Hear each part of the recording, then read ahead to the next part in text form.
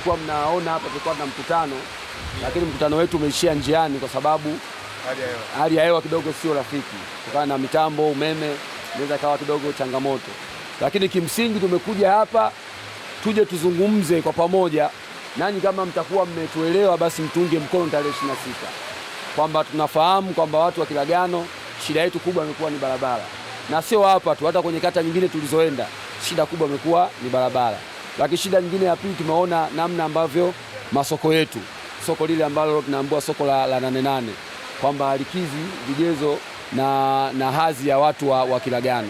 Lakini pia tuje tuzungumze kwa pamoja kwamba kwa sasa hivi watu wengi wamekuwa kidogo wamekosa elimu fulani hivi ya namna ambavyo wanaweza wakapata wanaita nini, mikopo ya serikali. Yaani leo serikali inatoa mikopo ya 10% kwa vijana bodaboda, wa vijana wakulima, vijana si watu mbalimbali, si ndio? Lakini mpaka leo bado ile mikopo wanapata watu wa mjini. Sisi watu ambao tunaonekana tuko nje ya mji tumekuwa, kwa sababu hatusijui hizo fursa na hakuna mtu ambaye anasukuma hizo ajenda ili vijana wetu wa bodaboda waweze kupata mikopo ya bodaboda, vijana wetu wanaojihusisha na kilimo wapate mikopo kwa ajili ya kusukuma kilimo. Kwa mimi nimekuja kwa ajili ya kuibua hizi hoja kwamba kama pesa zipo za serikali na watu wengine wanapata, basi na sisi tunastahili kupata. Kama kuna barabara watu wengine wanapata, na sisi tunastahili kupata. Hivyo hivyo kwenye maji, hivyo hivyo kwenye elimu, hivyo hivyo kwenye miundombinu ya umeme, hivyo hivyo kwenye mambo kaza wa kaza. Kwa hiyo kimsingi tunawaomba vijana wenzangu kwamba ifike kipindi sasa na sisi tuamue kufanya mabadiliko. Kwa mfano nimeenda pale kwenye ile soko, nimeona nyuma ya soko pale kuna uwanja mkubwa mzuri tu, yani uwanja ule ukienda maeneo mengine huwezi kuupata uwanja wa namna ile, lakini angalia namna ambavyo ule uwanja ulivyo.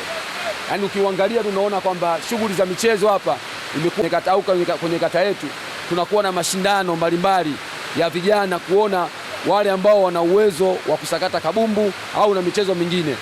Wale ambao wataonekana cream tunaweza kuwachukua na kuwatafutia sehemu ambayo wanaweza kwenda wakafanya muendelezo, kwa sababu sasa hivi mchezo ni ajira.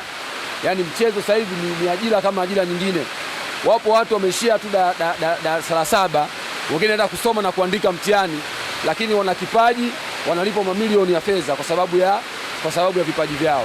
Kwa hiyo kimsingi ni kwamba tunataka mbunge ambaye anaweza kuona changamoto za michezo, changamoto za kijamii, changamoto za kimiundombinu, ili tuweze kufanya jimbo letu kuwa jimbo ambalo linajitegemea. Kwenye michezo linajitegemea, kwenye afya linajitegemea, kwenye mambo mbalimbali linajitegemea. Kwa hiyo ndugu zangu, kwa kufupisha maneno, niwaombe sana tarehe 26 twendeni tukafanye mabadiliko ya kweli. Na mimi nimekuwa na kauli moja tu, inawezekana mkaona mimi sifai au sitoshi, si ndio? Chagueni mtu mwingine ambaye mnamuona anatosha, lakini sio wa Chama cha Mapinduzi, kwa sababu Chama cha Mapinduzi kwa miaka yote ndio wamekuwa wakiongoza jimbo hili na maendeleo kama mnavyoyaona. Kwa baada ya kusema hayo, niwashukuru sana.